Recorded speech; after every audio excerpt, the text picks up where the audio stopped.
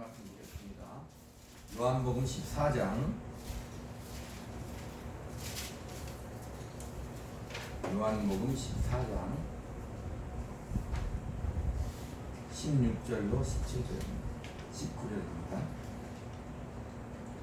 요한복음 14장 16절로 19절 같이 읽겠습니다.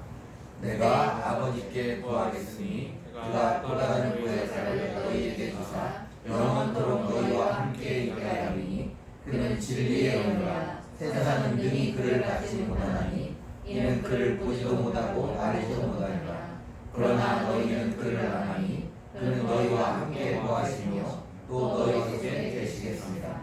내가 너희를 보아와 같이 보내주지 아니하고 너희에게로 오리라. 조금 있으면 세상은 나를 진짜 보지 못할 것이오되 너희는 나를 보리니 이는 내가 살아있고 너희도 살아있겠습니다. 하나님 우리 아버지, 이 시간도 주의 성령님 이 자리에 함께 하시고 교통하시고 역사하여 주시어서 진리의 말씀을 밝히 알게 하시고 그 속에서 하나님의 크신 사랑과 은혜와 믿음을 알게 하시며 우리가 그 하나님의 은혜를 알고 믿음을 가지고 세상에서도 주의 성령과 함께 하나님의 크신 뜻을 이루는 귀한 삶을 살아갈 수 있도록 우리에게 축복하옵소서. 예수님 이름으로 기도하옵나이다. 요한복음 14장 16절로 19절 말씀으로 성령의 사역과 성령 충만 제목으로 은혜를 나누고자 합니다. 오늘이 이제 기독교에 이제 3대 절기가 있는데 성탄절, 부활절, 성령 강림절이에요. 유대인의 3대 절기는 이제 유월절, 매추절, 초막절, 추수감사절 이렇게 됩니다. 그러나 이제 이 절기는 이 절기를 지킴으로 인하여 어떠한 구원이 우리에게 보탬이 되거나 그런 것들이 아니라는 것을 우리가 잘 알고 있으니까 우리 구주 예수님 그 주님을 통하여서 모든 것들을 다 하나님은 이루시고 우리에게 복을 주시고 생명을 주시는 그런 은혜를 우리가 입은 자로서 오늘 성령 강림절인데 성령이 우리와 함께 하시는데 어떻게 우리의 삶 가운데서 역사하시고 우리를 인도하시는가에 대해서 생각해보는 귀한 시간 갖도록 하겠습니다. 자, 성령님은 첫째로 어떻게 생각해야 되냐면 하나님이시라는 것. 하나님이라는 것을 잊으면 안 된다 이 말이에요. 어떠한 능력으로 끝나는 것도 아니고 그 성령님을 통해서 우리가 어떠한 큰 우리가 원하는 것을 이루는 도구에 불과하신 분도 아니고 성령님은 하나님이시다는 것을 우리가 인정을 해야 된다 이 말입니다. 자, 창세기 1장 1절 2절에 보면 태초에 하나님이 천지를 창조하시니라. 땅이 혼돈하고 공허하며 흑암이 깊음 위에 있고 하나님의 영은 수면 위에 운행하시니라고. 그러니까 성령님은 하나님의 영이에요. 우리가 교리 시간에 배웠지만 기독교의 가장 독특한 교리 중에 하나가 하나님은 삼위 하나님이라는 거예요. 그래서 이 성령님은 하나님이시다. 요한복음 4장 24절에 보면 하나님은 영이시니 예배하는 자가 영과 진리로 예배할지니라. 그러니까 영이시니 할 때 중요한 것 중에 여러 가지가 있지만 무한하신 하나님이시고 무소부재하시고 전지하시고 전능하시고 그런 뜻이 다 있는 하나님이시지만 가장 중요한 게 뭐냐면 하나님은 인격이시다는 것. 성령 하나님은 어떠한 그냥 능력에 끝나지 않아요. 그 능력으로 우리를 우리에게 큰 힘과 능력을 주시는 그 정도로 끝나지 않는다 이 말입니다. 영이라고 할 때는 인격이신 하나님이라는 것을 우리가 잘 이해해야 된다 이 말입니다. 무인격적인 능력이 아니고 하나님은 영이시기 때문에 그분에게 우리가 어떻게 예배하는 것. 영이시기 때문에 그분을 믿고 또 그분에게 순종하는 것. 스가랴 4장 6절에도 그가 내게 대답하여 이르되 여호와께서 스룹바벨에게 하신 말씀이 이러합니다. 만군의 여호와께서 말씀하시되 이는 힘으로 되지 아니하며 능력으로 되지 아니하며 오직 나의 영으로 되느니라. 계시록 1장 4절에 요한은 아시아에 있는 7 교회에 편지하노니 이제도 계시고 전에도 계셨고 장차 오실 이와 그의 보좌 앞에 있는 7 영과. 우리가 예수님 할 때는 예수님은 성자 하나님이시고 역사적으로 이 땅에 사람으로 오셔서 우리를 위해 십자가에 죽으시고 부활하신, 딱 이렇게 확실하게 그런 게 우리 눈에 보이는 것 같고 믿어지고 그렇지만 성령님은 막연한 것 같다 이 말입니다. 근데 왜 성령님이 중요하시다? 그 성령님이 지금 예수의 이름으로 우리 안에 오셔 우리를 구원하시고 또 우리의 삶 가운데 인도하고 계시기 때문에 성령님을 우리가 잘 이해하고 우리가 우리의 믿음을 잘 점검해 봐야 되는 것입니다. 자, 그러면 첫 번째로 성령님은 이게 하나님이신데, 그럼 이 성령님이 어떻게 우리에게 오시는가? 우리 입장에서 말하면 어떻게 말해야 돼요? 어떻게 우리에게 오셨는가? 우리는 이미 성령님을 받은 거니까, 그죠?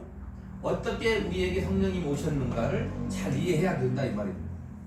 그러니까 무조건 믿고 무조건 살고 무조건 예배하고 그렇게 하는 것이 아니라 우리가 먼저는 성령 하나님을 인격적으로 대우하며 이 지성으로 확실하게 알고 있어야 된다 이 말입니다. 자, 성령님 어떻게 우리에게 오시는가? 성령의 오심은 그리스도의 구속사역을 근거로 우리의 공로와는 전혀 무관하게 하나님의 주권하에 믿음으로 선물로 받는 것이다. 무엇을 근거로 한다고요? 예수 그리스도의 구속사역을 근거로 한다 이 말이에요. 그러니까 주님이 이 땅에 사람으로 오셔서 십자가에 죽으시고 부활하신 일이 없으면 성령님은 절대로 우리에게 임하시지 않는다. 다른 말로 말하면 성령이 우리 안에 계시다고 하면 어떤 일이 일어나는 거예요? 바로 그 예수 그리스도의 구속이 우리에게 이루어졌다는 거예요. 간단하게 얘기하면 우리는 구원을 받았다 이렇게 되는 거예요. 우리는 항시 궁금한 게 뭐예요? 우리가 구원을 받았는가? 안 받았는가? 이게 궁금하잖아요. 그런데 성령이 우리 안에 임하셨다는 것은 우리가 쉽게 얘기하면 구원을 받았다 그 말이다 이 말입니다. 갈라디아서 3장 2절에 내가 너희에게 다만 이것을 알려 하노니 너희가 성령을 받은 것이 율법의 행위로냐 혹은 듣고 믿음으로냐. 율법의 행위로 성령을 받은 것이 아니다 이 말입니다. 믿음으로 받았다는 것. 그럼 이 믿음은 무엇이다? 내가 믿어서 성령을 받았나? 우리가 로마서를 하고 있으니까 이게 아니잖아. 이 믿음은 무엇이냐면 우리가 할 수 없는 그것을 하나님이 하셨다는 게 믿음이에요.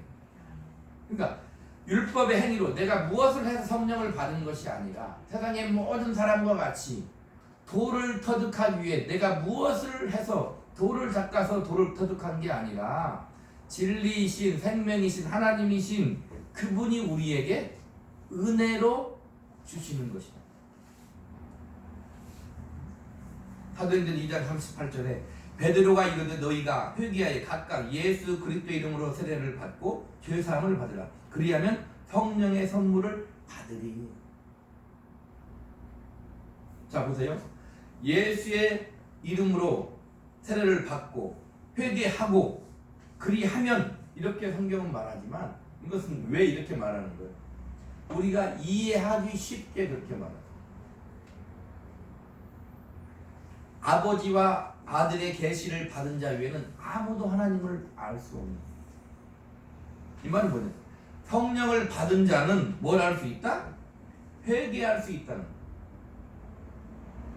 하나님 앞에 내가 죄인임을 회개할 수 있는. 하나님 앞에 내가 하나님 앞에 죄인입니다 하고 회개하는 사람은 어떤 사람? 하나님의 자녀, 성령이 임한 사람만이 그렇게 할 수 있는. 우리가 예배당에 뭐 예배하고 있지만 저 밖에 거닐고 있는 세상에 수많은 사람들을 보세요. 하나님 앞에 잘못했어요 하는 사람은 많은 사람들. 그래서 성령을 받은 사람은 회개하고 세례를 받아요. 예수님이 나의 구주라고 고백하고 세례를 받는 역사가 일어난다 이 말. 그래서 성령의 오심은 무엇을 뜻하다? 벌써 예수님이 우리를 위해 십자가에 죽으시고 부활하시고 승천해서 성령을 우리에게 보냈다는 것을 뜻해요. 오늘 보세요. 16절에 내가 아버지께 구하겠으니 그가 또 다른 보혜사를 너희에게 주사 영원토록 너희와 함께 있게 하리니. 그래서 성령 받음은 우리가 요구한다고 해서 주어지는 능동적인 것이야. 세상 사람이 길을 가다가 나에게 성령을 주세요. 그런 것이 아니다 이 말이야. 그러면 성령이 임하시고 그런 것이 아니다. 다분히 수동적이고 하나님의 주권에 달려있고 예수 믿을 때 받는 성령 받는 것이 우리가 흔히 말하는 성령의 세례를 받는 거다. 다른 어떠한 것이 있는 거야. 그러니까 성령 세례를 우리는 받은 사람이에요? 안 받은 사람이에요? 받은 사람이다 이 말. 오늘 본문에 보세요. 16절에 주님이 아버지께 구하여 성령을 받아 우리에게 주시되 영원토록 함께 하시고. 주님이 아버지께 구하여 성령을 우리에게 주실 수 있는 이유는 주님이 어떻게 해요? 자, 우리 히브리서 9장 24절 25절에 보니까 그리스도께서는 참것의 그림자인 손으로 만든 성소에 들어가지 아니하시고 바로 그 하늘에 들어가사 이제 우리를 위하여 하나님 앞에 나타나시고 대제사장이 해마다 다른 것에 피로써 성소에 들어가는 것 같이 자주 자기를 드리려고 하지 아니하실지니. 그러니까 주님이 성령을 주실 수 있는 이유는 뭐다? 십자가에 죽으시고 부활해서 하나님 아버지 앞에 승천하시려 주님을 보이시고 성령을 받는다. 아버지 내가 저들을 위해 십자가의 죽음으로 말미암아 부활로 말미암아 구속을 이루었다는 것. 그래서 아버지께 성령을 청구해서 그 성령을 받아 우리에게 주신다 이 말입니다. 그래서 주님이 구속사역을 이루시고 승천하시고 우리에게 보내시는 분이 바로 성령님이시에요. 그 성령님은 오늘 본문에 보니까 또 다른 보혜사이다. 또 다른 보혜사. 자, 그러면 우리의 보혜사는 누구시고? 우리의 보혜사는 주님이시에요. 요한일서 2장 1절에 보니까 나의 자녀들아 내가 이것을 너희에게 쓰면 너희가 죄를 범하지 않게 하려 합니다. 만일 누가 죄를 범하여도 아버지 앞에서 우리에게 대언자가 있으니 곧 의로우신 예수 그리스도라. 성령님은 우리에게 보혜사가 되시지만 원 보혜사는 누구시다? 주님이시다. 자, 그래서 그 성령님이 어떻게 오신다? 예수의 이름으로 오신다는 거예요. 자, 요한복음 14장이니까 26절 우리 다 같이 한번 읽어보겠습니다. 시작. 보혜사 곧 아버지께서 내 이름으로 보내실 성령 그가 너희에게 모든 것을 가르치고 내가 너희에게 말한 모든 것을 생각나게 하리라. 자, 그래서 성령을 받은 사람은 예수님이 하신 말씀이 생각이 나는 거예요. 내가 너희를 사랑한 것 같이 너희도 사랑하라. 70번씩 7번을 용서하라. 이런 모든 말씀이 성령 받은 사람은 생각나게 돼 있다 이 말입니다. 그리고 그 성령님은 예수를 증언하십니다. 자, 15장 26절을 보세요. 15장 26절. 요한복음 15장 26절 같이 읽습니다. 내가 아버지께로부터 너희에게 보낼 보혜사 곧 곧 아버지께로부터 나오시는 진리의 성령이 오실 때 그가 나를 증언하실 것이고. 그래서 성령 받은 사람은 누구를 증언하게 된다? 예수를 증언하게 된다. 말로도 예수를 증언해. 그러나 그의 삶으로도 예수를 증언하는 거예요. 근데 다른 것이 성령을 받은 증거, 구원을 받은 증거가 아니다 이 말입니다. 예수를 증언하게 되면 그 사람은 성령을 받은 사람. 그럼 예수를 증언하는 것은 뭐다? 예수님이 하신 말씀대로 순종하며 사는 사람이라는 거. 어디에서? 세상에서 그렇게 예수님의 말씀대로 순종하며 사는 사람은 성령을 받은 사람이고 그 사람이 예수를 증언하는 사람이다 이 말입니다. 그리고 성령은 요한복음 16장 8절로 11절.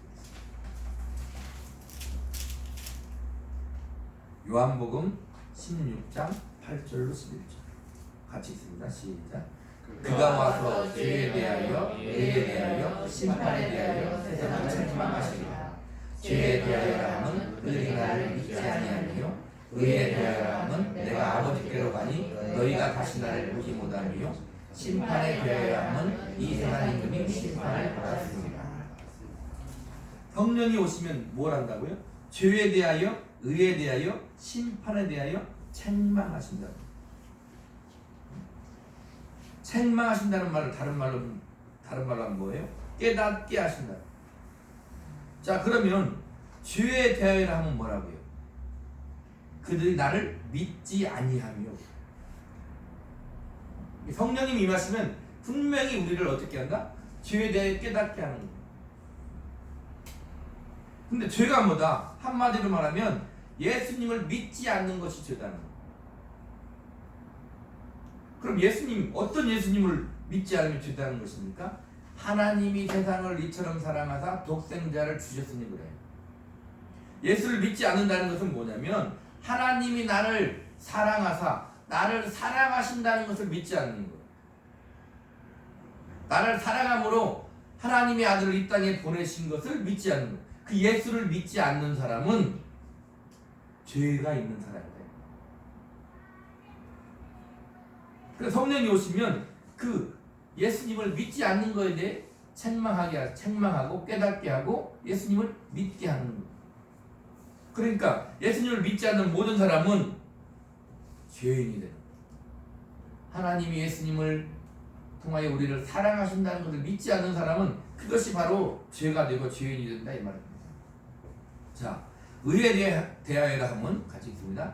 내가 아버지께로 가니 너희가 다시 나를 보지 못하니요. 이게 무슨 말입니까? 주님이 아버지께로 가고 다시 보지 못하는 것이 의에 대한 거다 이 말. 의는 옳을 의인데 어떤 의? 하나님의 의, 하나님의 옳으심이다 이 말입니다. 하나님의 옳으심은 뭐다? 주님이 어떻게 아버지께로 가는 거예요. 어떻게 하고 아버지께로 가는 겁니까? 우리의 모든 죄를 짊어지고 십자가에 죽으시고 부활하신 후에 하나님 아버지께로 가는 거예요. 그게 하나님의 의예요. 자, 그 말은 무슨 말이다? 우리는 다 죄인인데 예수님으로 말미암아 우리를 의롭다 하시는 것, 그것이 하나님의 의다. 자, 보세요. 예수님이 이 땅에 오는 것, 우리를 위해 죽으시고 우리를 구원하시는 것, 그 모든 일은 왜 일어나냐면 우리가 스스로 의를 이룰 수 없기 때문에 그래요. 그래서 예수님이 이 땅에 와서 우리를 위해 십자가에 죽으시고 부활하시고 하나님 아버지에 가는 거다 이 말입니다. 그것이 의예요. 그 의를 입은 사람만 구원을 받고 그 의를 입은 사람만 생명이 있는 것입니다. 자, 심판에 대하여 하면 있습니다. 시작. 이 세상 임금이 심판을 받았습니다. 자, 작게는 이렇게 보는 거예요. 우리는 이미 심판을 받은 거예요. 우리 하나님 앞에 심판을 받으면 어떻게 돼요? 당연히 멸망할 수밖에 없는 거예요. 근데 심판에 대하여 하면 우리는 이미 심판을 받았어요. 어떻게 해요? 예수님이 우리 대신 심판을 받음으로 우리는 심판을 받은 거예요. 자, 여기 또 뭐라고 합니까? 세상 임금이 심판을 받은 거예요. 세상의 마귀 역사가 심판을 받은 거예요. 다시는 마귀 역사가 우리를, 세상 임금이 우리를 어떻게 해? 멸망의 구렁텅이로 지옥으로 끌고 갈 수 없는 거다 이 말입니다. 그것을 성령님이 와서 증언하시는 거예요. 자, 근데 내가 예수를 믿어. 근데 우리 마음에 끊임없이 어떤 마음이 생겨요? 불안한 마음이 생겨요. 쉽게 얘기하면 지옥에 가면 어떡하지? 이런 마음이 생겨요. 그것은 성경을 알지 못하고 하나님의 은혜를 알지 못하고 믿음을 오해하는 거다 이 말입니다. 우리는 심판이 끝났다. 아멘? 그런 마음은 다 마귀 역사가 주는 마음이다 이 말입니다. 내가 너에게 주는 것은 세상에 주는 평안이 아니라고 말씀하시고 주님이 주신 평안은 뭐다? 내가 너희를 온전히 구속하였다. 우리는 죄를 지으면 회개할 수는 있어요. 그러나 우리가 죄를 짓는다고 해서 멸망으로 가는 길은 아니다. 그것을 성령이 우리에게 알게 하십니다. 지금 성령님이 우리에게 오셔서 하시는 그 타협에 대해서 지금 말을 하고 있는 거예요. 자, 그리고 성령은 우리가 하나님의 자녀인 것을 증언해요. 로마서 8장 14절 16절에 무릇 하나님의 영으로 인도함을 받는 사람은 곧 하나님의 아들이라. 너희는 다시 무서워하는 종의 영을 받지 아니하고 양자의 영을 받았으므로 우리가 아빠 아버지라 부르짖느니라. 성령이 친히 우리 영과 더불어 우리가 하나님의 자녀인 것을 증언하시나니. 보세요. 성령을 받으면 하나님을 아버지라 부른다. 왜 아버지라 부른다? 아들의 영을 받았습니다. 왜 아들의 영이라고 했어요? 왜 성령을 받았는데, 어려운 말로 존재론적으로 성령을 받았는데 왜 우리는 아들의 영을 받았다고 말해? 아까 요한복음 14장 26절. 예수의 이름으로 성령이 우리 안에 오셔요. 하나님의 아들의 이름으로. 그래서 아들의 영을 받으면 어떻게 된다? 하나님을 아버지라 부르는 거예요. 우리가 구원받은 증거, 하나님의 자녀인 증거는 뭐다? 다른 어떠한 것이 있는 게 아니에요. 내가 원하는 것이 다 이루어지고 내가 이 세상에서 세상 사람이 하지 못한 어떤 능력을 행하고 그런 것이 아니라 내가 하나님의 자녀인 것은 결정적인 증거는 뭐다? 하나님을 아버지라 부르는 거예요. 우리가 기도할 때 하나님을 아버지라고 부릅니까? 우리는 하나님의 자녀입니다. 이게 무서워하는 종의 영이 아니란 말입니다. 우리가 하나님을 두려워하는 것은 하나님을 경외하는 것이지 하나님이 나를 죽일까봐 무서워하는 게 아니다 말입니다. 그 어미로우신 하나님, 은혜로우신 아버지를 경외하는 것이지 죽을까봐, 지옥 갈까봐 벌벌 떠는 자녀가 아니다. 요새는 세상이 수상하니까 그렇지만 자식이, 아버지가, 부모가 자기를 죽일까봐 벌벌 떠는 사람이 있습니까? 그렇지 않다 이 말이에요. 그래서 성령이 친히 우리가 하나님의 자녀라는 것을 증언하는 거예요. 역설적으로 생각해 보면 왜 성령이 친히 우리가 하나님의 자녀라는 것을 계속 증언할까요? 우리가 그렇게 쉽게 믿음을 가지지 못하니까. 왜? 우리는 죄를 지으며 살 때가 많기 때문에. 죄를 지으며 살 때가 많기 때문에 내가 혹시 하나님의 자녀가 아닌가? 하나님 나를 버리시는 거 아닌가? 생각한다 이 말입니다. 그러나 그렇기 때문에 오히려 성령은 우리에게 어떻게 계속 말한다? 너는 하나님의 자녀라고 그렇게 끝까지 영원토록 함께 하시는 우리를 하나님의 자녀라고 증언하시는 것입니다. 그러니까 믿음을 가져. 그렇게 하나님은, 성령은 우리가 하나님의 자녀인 것을 증언하시고 또 성령은 무엇을 하시느냐? 우리 죽을 몸을 살리십니다. 로마서 8장 11절에 예수를 죽은 자 가운데서 살리신 이의 영이 너희 안에 거하시면 그리스도 예수를 죽은 자 가운데서 살리신 이가 너희 안에 거하신 그의 영으로 말미암아 너희 죽을 몸도 살리십니다. 우리가 영육간에 부활하고 구원받을 수 있는 이유가 뭐다고요? 성령이 우리 안에 계심으로 말미암아 산다는 거예요. 얼마나 은혜로운 말씀입니다. 나로 말미암아 내가 어떻게 영생 부활하는 게 아니고 부활 생명을 얻는 것이 아니고 성령님으로 말미암아 우리 죽을 몸까지 부활한다. 우리가 생명을 얻는 그 결정적인 원인은 어디에 있다? 성령님이 우리 안에서 예수의 이름으로 오셔서 우리에게 영원한 생명과 부활 영생을 허락하신다 이 말입니다. 그렇게 성령은 우리의 죽을 몸을 살리시는, 이렇게 영적으로만 우리가 생각하면 안 됩니다. 이것이 우리 삶 가운데서 적용이 되어야 되는 거예요. 이 세상에 힘들고 어려운 가운데 우리는 살아가고 있지만 거기에서도 뭘 하신다? 성령님은 생명의 역사를 이룬다는 것을 알아요. 아니, 신자가 살아가고 있는 삶은 그 삶 자체가 성령이 함께 하시고 역사하시는 생명의 삶임을 우리가 알아야 된다 이 말입니다. 그냥 간단히 기독교가 세상의 종교와 같이 이 땅에 살면서 우리가 원하는 것들을 이루고 잘 먹고 잘 살고 남에게 추앙을 받고 나의 어떤 위대한 뜻을 이루어서 그런 것들이 아니라는 거예요. 기독교는 절대 그런 것이 아니다 이 말입니다. 하나님이 원하신 뜻 안에서 순종하며 힘들고 어려운 삶을 살아가는 그 삶 가운데서 성령은 어떤 역사를 이룬다? 우리의 죽을 몸을 살리시는 거예요. 우리의 죽을 인생을 성령은 생명의 삶으로 살게 하신다는 거예요.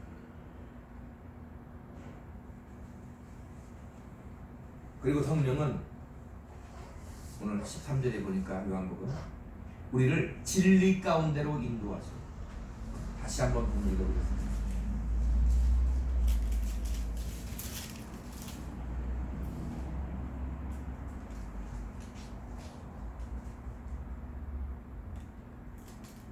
그러나 진리의 성령이 오시면 그가 너희를 모든 진리 가운데로 인도하시리니 그가 스스로 말하지 않고 오직 들은 것을 말하며 장래 일을 너희에게 알리시리라. 요한복음 16장 13절. 어디로 인도하신다고요? 진리 가운데로 인도하신다. 자, 진리가 무엇입니까? 진리는 바로 예수님이에요. 예수님이 말씀하셨어요. 내가 곧 길이요 진리요 생명이다. 그러니까 성령이 오시면 우리를 어디로 인도해? 예수님에게로 인도해. 다른 말로 말하면 어떻게 하신다? 예수님과 같이 살게 하신다 이 말이에요. 근데 예수님의 삶은 어떤 삶? 승승장구의 삶이 아니다 이 말입니다. 우리를 위해 십자가에 죽으시는 삶이에요. 그게 진리 가운데로 인도하는 거예요. 우리는 예수를 믿어.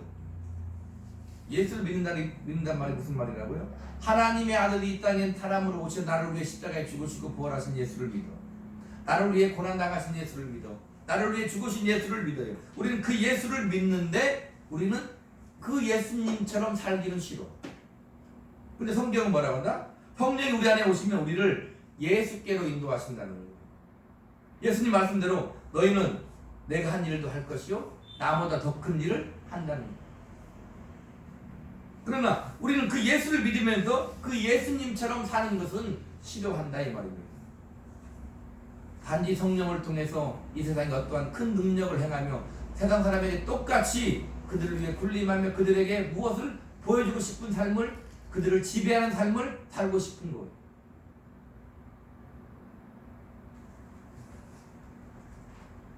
그래서 성령님이 오시면 우리를 예수께로 인도하십니다. 더 나아가서 성령님 우리의 연약함을 도우시고, 로마서 8장 26절에 이와 같이 성령도 우리 연약함을 도우시나니 우리는 마땅히 기도할 바를 알지 못하나 우리 성령이 말할 수 없는 탄식으로 우리를 위하여 친히 간구하시느니라. 성령님은 우리의 연약함을 도우셔요. 자, 잘 이해해야 됩니다. 우리 예수를 믿으면 능력자가 되는 게 아니에요. 여기 보니까 연약함을 도우신다는 말은 역설적으로 무슨 말이에요? 우리는 예수를 믿어도 연약한 삶을 산다는 거예요. 위로가 되는 말씀입니다. 우리가 연약하기 때문에 성령님은 도우신다 이 말입니다. 예수를 믿으면 만사형통이 아니다.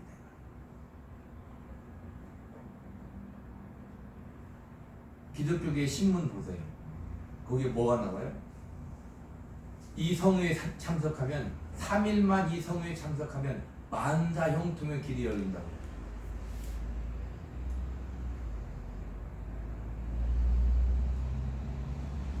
그런 일이 일어나나요? 3일이 아니라 100일이라도 참석하지. 그렇지 않다 이 말이에요. 왜 그런 것이 틀렸다고 우리는 감히 말할 수 있어요?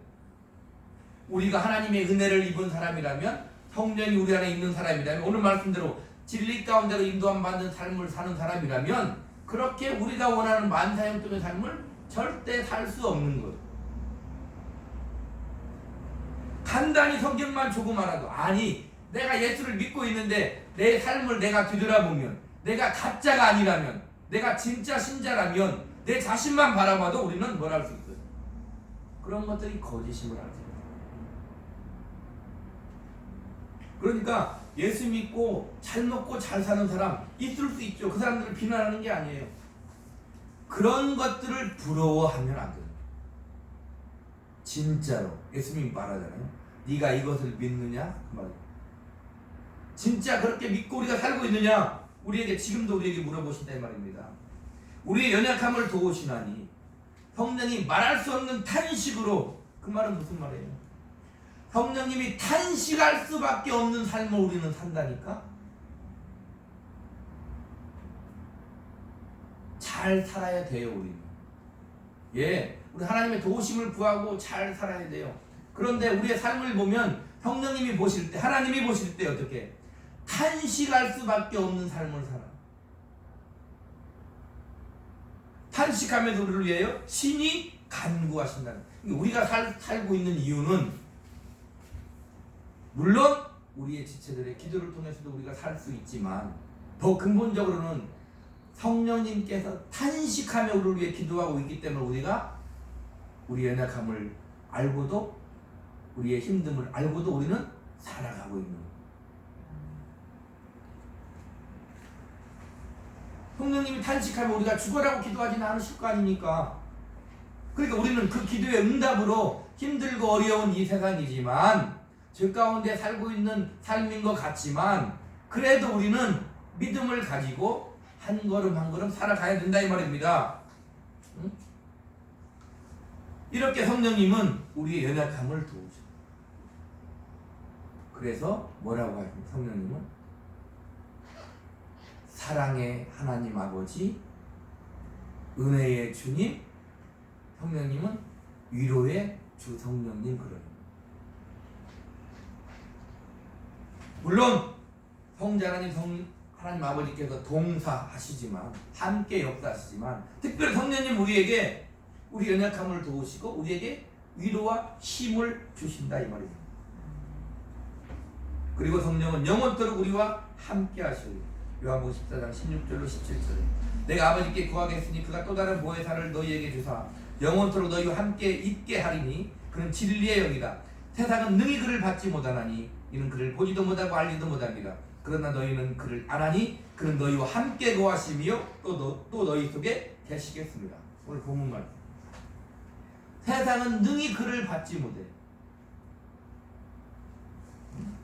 우리가 그를 받았다, 하나님 은혜를 입었다는 그 증거가 무엇입니까? 주님이 우리와 함께 계시고 우리 속에 계셔서 우리를 위로하시고 하나님을 아버지라 부르게 하시고 주님처럼 살게 하신다 그 말입니다. 그 사람이 성령을 받은 사람이에요. 어떻게 하신다? 영원토록 우리와 함께 하시다. 그리고 우리를 통해서 예수를 증거하십니다. 사도행전 1장 8절에 우리 성령이 너희에게 임하시면 너희가 권능을 받고 예루살렘과 온 유대와 사마리아 땅 끝까지 이르러 내 증인이 되는 거예요. 그러니까 성령이 임한 사람은 영원토록 성령이 우리와 함께 하셔서 결국에는 예수의 증인이 되는 사람이다.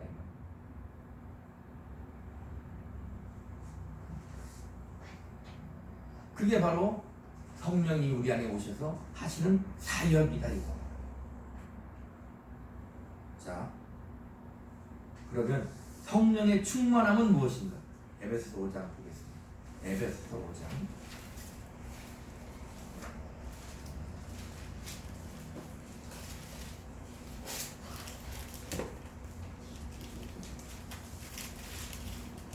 에베소서 5장 18절 같이 읽습니다. 시작. 술을 취하지 말라. 이는 방탕한 것이니 오직 성령으로 충만함을 받으라. 원문에 충실하게 번역하면 이렇게 됩니다. 영으로 충만케 되어져 있으라. 현재 수동태 명령형이다 이 말입니다. 충만케 되어져 있다는 것은 내 노력에 의해서 충만케 됨을 배제하는 것. 영을 내가 받아 가졌음을 전제한다 이 말입니다. 은혜가 이미 우리에게 주어져 있는 거예요. 또 현재 명령형이므로 계속적으로 영으로 충만케 되어져 있음을 말하는. 그게 성령의 충만함이에요. 그래서 충만케 되어져 있으면 그리스도인의 책임 사항이다 이 말입니다. 우리의 책임이 현재형이므로 계속적인 의무 사항이지 반복적인 것이 아니에요. 그러니까 성령님 우리 안에 오시면 다시 나가셔서 다시 들어오시고 그러지 않는다 이 말입니다. 우리가 받은 성령은 어떤 성령님이에요? 오순절 마가다락방에 교회 위에 임하신 그 성령이 우리에게 임하시는 거예요. 반복적으로 성령 세례를 받는 것이 아니다 이 말입니다. 그래서 영으로 충만케 되어지는 성령 충만함은 뭐다? 계속 성령에 순종하고 성령에 지배받는 것을 말합니다. 다시 말해서 성령의 충만함은 계속해서 우리 삶 가운데 성령에 전적으로 순종하고 성령으로 통치받는 것을 경험하고 체험해 나가는 거다 이 말입니다. 그것이 하나님의 나라예요. 다른 게 하나님의 나라가 아니에요. 우리가 갈 저 천국이 하나님의 나라이지만 이 땅에서 성령의 다스림을 받고 순종하는 사람은 이 땅에서 하나님의 나라를 경험하는 사람이다 이 말입니다. 그래서 성령의 세례를 받고 성령이 충만한 사람은 베드로처럼 스데반처럼 사울처럼 그리스도가 누구인지 복음이 무엇인지를 성령에 의해 삶으로 입으로 전하는 사람입니다. 그 사람이 성령에 충만한 사람. 성령이 충만하여 만사 형통하는 것이 아니다 이 말입니다. 우리는 뭘 해야 돼요? 우리에게 주어진 이 현실의 삶을 살아내야 돼요. 성령의 충만함으로. 그게 우리의 책임 사항이다 이 말입니다. 자 보세요. 지금 에베소 5장이잖아요. 사도 바울은 에베소 교회에 성령으로 충만함을 받으라 지금 말했어요. 그 뒤에 뭐가 나온다고? 남편은 아내를 사랑하고 아내들은 남편에게 순종하고 자녀는 부모에게 순종하고 부모는 자녀를 노엽게 말고 종들은 상전에게 순종하고 상전들은 종들에게 위협을 그치라고 말해요. 이 성령 충만한 사람은 어디에서 이루어져야 되는 거예요? 우리의 현실에 우리 일상의 삶에서 이루어져야 되는 거예요. 어떤 동떨어진 것이 아니다 이 말입니다. 우리 일상의 삶에서 성령의 충만한 삶을 살아내야 되는 거예요. 그리스도인의 책임사항으로 은혜를 받은 자로서의 삶을 살아야 되는 거다 이 말입니다. 그래서 평범한 일상 삶에서 그것이 주님이 우리를 보내신 그것이 사역지에 성령의 열매를 맺어 하나님의 뜻을 이루어야 된다 이 말입니다. 갈라디아서 5장 16절에 내가 이르노니 너희는 성령을 따라 행하라. 다 그런 말이다 이 말입니다. 내가 이르노니 너희는 너희의 삶 가운데에서 성령을 따라 행하라. 성령이 인도하신 대로 순종하라. 그리하면 육체 욕심을 이루지 아니하리라. 성령을 따라 행하면 어떤 일이 일어나냐? 갈라디아서 5장 23절 말씀대로 성령의 열매는 사랑과 희락과 화평과 오래 참음과 자비와 양성과 충성과 온유와 절제니 이 같은 것을 금지할 법이 없느니라. 보세요. 우리가 그렇게 갈망하고 열망하는 육체 욕심을 이루지 아니한다고 했는데 그런 육체 욕심 같은 것이 성령의 열매가 있습니까 없습니까? 하나도 없지 않습니까? 사랑과 희락과 화평과 오래 참음과 자비와 양성과 충성과 온유와 절제 이런 것들은 우리가 흔히 쉽게 우리의 열망대로 원하는 것이 아니다 이 말입니다. 세상이 원하는 것과 절대 같은 것이 아님을 성경은 우리에게 말하고 있는 거예요. 갈라디아서 6장 2절에는 너희가 짐을 서로 지라 그리하여 그리스도의 법을 성취하라. 그리스도 예수 안에 있는 자에게 결코 정죄함이 없나니 이는 그리스도 예수 안에 있는 생명의 성령의 법이 죄와 사망의 법으로 너희를 해방하셨음이라 했는데, 그 생명의 법이 뭐다? 그리스도의 법이라는 거예요. 성령의 생명의 법은 그리스도의 법인데 너희가 짐을 서로 지는 거예요. 너무 간단하지 않아요? 서로 사랑함으로 짐을 지는 거다. 그것이 성령의 충만함인 거예요.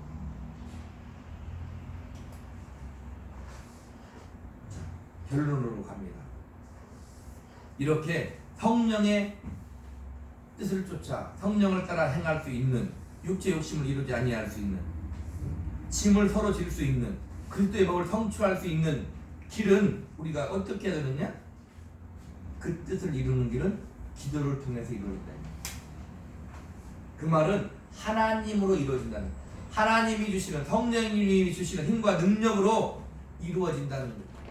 그래서 우리는 뭘 해야 돼요? 기도해야 됩니다.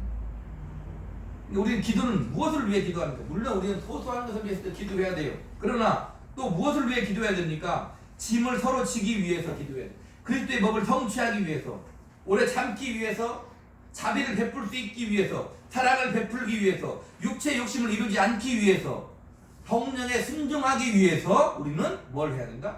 기도해야 된다 이 말입니다. 자 보세요. 그래서 성령은 종말론적인 선물이에요. 영원히 내 안에 계시고 나를 떠나지 않을 생명의 은혜의 선물이지만 성령의 은사와 능력은 뭘 해야 돼요? 우리는 계속 공급받아야 됩니다. 자 다시요. 성령은 영원히 우리와 함께 하시고 우리를 떠나지 아니하시는 은혜의 선물이지만 성령의 은사와 능력을 공급받기 위해서는 뭘 해야 된다? 기도해야 된다.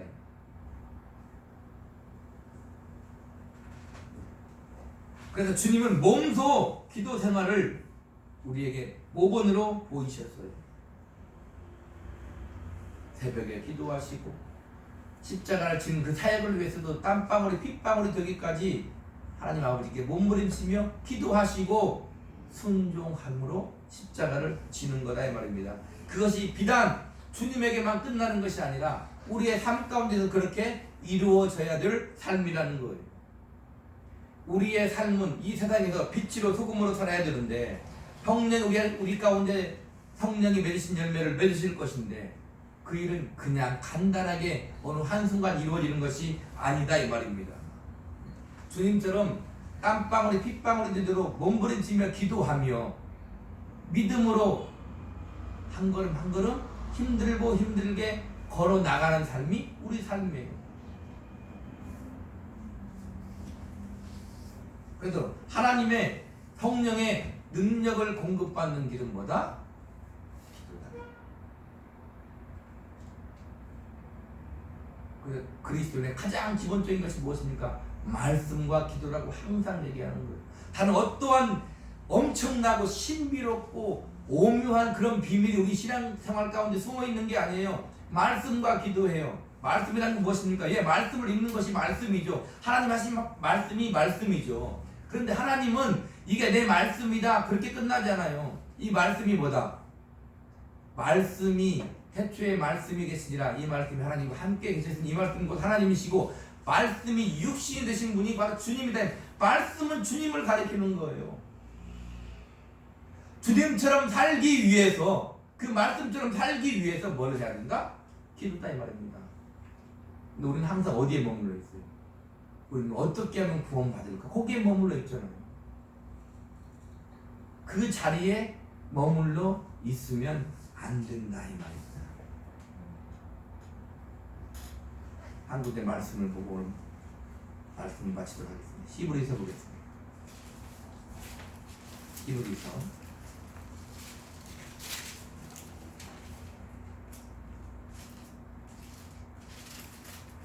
6장 1절로 2절입니다. 히브리서 6장 1절로 2절 같이 읽습니다. 그러므로 우리가 그리스도의 도의 초보를 버리고 죽은 행실을 행함과 하나님께 대한 신앙과 세례들과 안수와 죽음의 부활과 영원한 심판에 관한 교훈의 털을 다시 닫지 말고 완전한 대로 나아갈지어다. 자 보세요. 그리스도의 도의 초보를 버리고 죽은 행실을 회개함과 날마다 회개하면서 그 자리에 회개를 하지 말라는 게 아니라 날마다 잘못했어야 하고 그 자리에 머물지 말고 하나님께 대한 신앙과 세례들과 안수와 죽은 자의 부활과 영원한 심판에 보세요. 영원한 심판, 천국 갈까 지옥 갈까 거기에만 머물러 있지 말고 어떻게 하는 거예요? 완전한 대로 나아갈지니라. 우리가 하는 말대로 하나님이 주신 복과 은혜와 생명 가운데로 나아가서 마음껏 한번 어떻게 살아보라는 거예요. 지금은 날마다 나들이도 많이 다니고 멀리도 다니고 놀러 다니고 그러지만 옛날에는 어떻게 했어요? 1년에 한두 번 갈까 말까 할 거 아니에요. 그럼 뭘 해요? 지금은 다 좋은, 옛날에는 뭘 하려면 장에만 가려고 해도 뭘 하고 가? 지금 같으면 편히 가면 되잖아. 편히. 옛날에는 안 그랬어. 옷을 잘 입어. 옛날에는 그랬다니까. 못 입으니까 옷을 잘 입고 신발도 제일 좋은 걸 신어. 그러면 뭘 해야 돼요? 장애를 가야죠. 놀러 가야 되는 거잖아요. 맨날 옷만 입어보고 그 자리에 서 있으면 되어지는 게 아니다 이 말입니다. 우리가 하나님의 은혜를 입었으면 하나님 은혜를 감사하면서 뭘 해야 돼요? 하나님의 뜻을 이루어야 되는 거죠. 어디에서? 내게 주어진 현실의 삶 가운데에서 그 뜻을 이루는 거예요. 천국 갈까 지옥 갈까 걱정하지 말고 너희 안에 성령이 계시느냐? 그럼 진리의 영이고 생명의 영이야. 너는 이미 생명을 얻은 자야. 그러면 성령이 인도하신 대로 순종해. 앞으로 천성을 향해 나아가라 이 말입니다. 걱정하지 말고. 그러나 그 삶이 결코 쉽지는 않을 것이다. 그러나 내가 너와 영원토록 함께 하실 것이니 너에게 주어진 삶을 어떻게 해? 술 취하지 말고 방탕하지 말고 그 현실의 삶을 최선을 다해서 믿음을 가지고 성령에 순종하면서 어떻게 해야 돼요? 살아내야 되는 거예요. 그래야 열매가 맺어지는 거예요. 우리는 열매가 맺어질 것입니까? 안 맺어질 것입니까? 열매를 맺으면 구원을 받습니까? 아니요. 참 포도나무는 무엇을 열어요?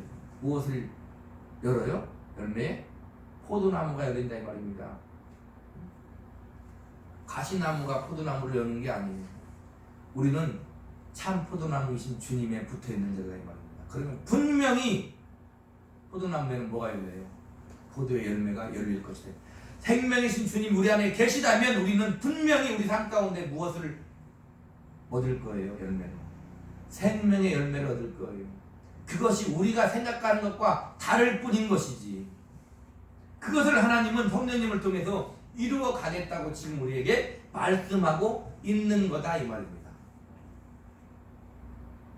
그 성령의 인도하심에 순종해. 아멘. 말씀과 기도. 한 주간도 그렇게 순종의 귀한 삶을 사시기를, 우리의 생명의 역사를 맺으시기를 우리 구주 예수 그리스도 이름으로 축복합니다. 아멘. 기도하겠습니다.